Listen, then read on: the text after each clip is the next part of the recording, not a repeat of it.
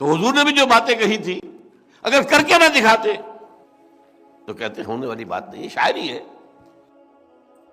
سید القوم خادمہم، قوم کا سردار تو خادم ہوتا ہے. وہی بہت اچھا شعر کہا، بڑی عمدہ بات ہے. یہ کہاں ہو سکتا ہے؟ امپاسبل. قوم کا سید اور خادم ہو، امپاسبل. قوم کا سردار ہو اور ایک غریب عورت اس کے بچوں کے لیے آٹے کی بوری اپنے کندھے پر لاد کر رات کے وقت لا رہا ہو. Is it imaginable? Is it imaginable? لاکھوں مربع میل کے اوپر حکم جس کا چل رہا ہے، وہ بیت المقدس کا سفر کر کے جا رہا ہے، اور وہ بھی سرکاری وزٹ ہے، کوئی کسی کو علاج کے لیے نہیں جا رہا، کسی بیٹے کی کانووکیشن میں شرکت کے لیے نہیں جا رہا معاذ اللہ.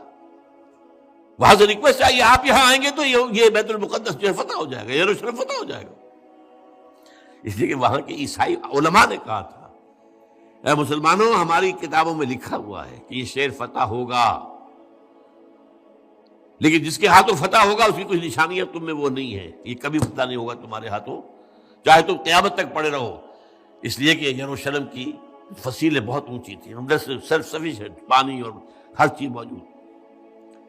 تو ابو عبیدہ بن الجراح رضی اللہ تعالیٰ عنہ امین هذه الامہ، ان کی گئی ہے ریکویسٹ دارالخلافہ آپ تشریف لائیں تو یہ شہر فتح ہو جائے گا. یہ سفر کیا ہے 700 میل کا سفر، ایک اونٹ اور ایک خادم ساتھ ہے، کوئی خدم و حشم نہیں، کوئی باڈی گارڈ نہیں، کچھ نہیں. اور چونکہ اسی پر راستے کا راشن بھی ہے تو وقت پہ ایک آدمی بیٹھ سکتا ہے. ایک منزل خلیفہ اوپر بیٹھا ہے اور خادم آگے چل رہا ہے نکیل پکڑ کر. اگلی منزل خادم اوپر بیٹھا ہے اور خلیفہ آگے چل رہا ہے نکیل پکڑ کر. Can you believe it?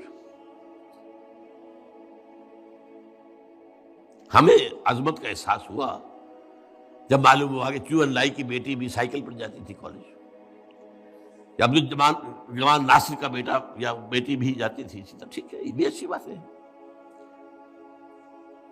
جب مجھے معلوم ہوا تھا ہندوستان کا وہ جو ریلوے کا منسٹر تھا لال بہادر شاستری، جب وہ مرا ہے تو میں حیران ہوا. اٹ واز ڈسکلوزڈ، اس کا کوئی گھر پورے انڈیا میں نہیں تھا. سوال پیدا ہوا کہ اب اس کی بیوی بیوہ ہو گئی، کہاں جائے؟ اور اس کی بیوی اپنے ہاتھ سے جو ہے کھانا پکاتی تھی. اور جب ہارٹ اٹیک ہوا ہے شاستری کو تاشقند میں، تو اس نے وہاں سے ٹیلی فون پر جو بات کی ہے وہ ماتا جی سے کی ہے، بیوی سے نہیں کی.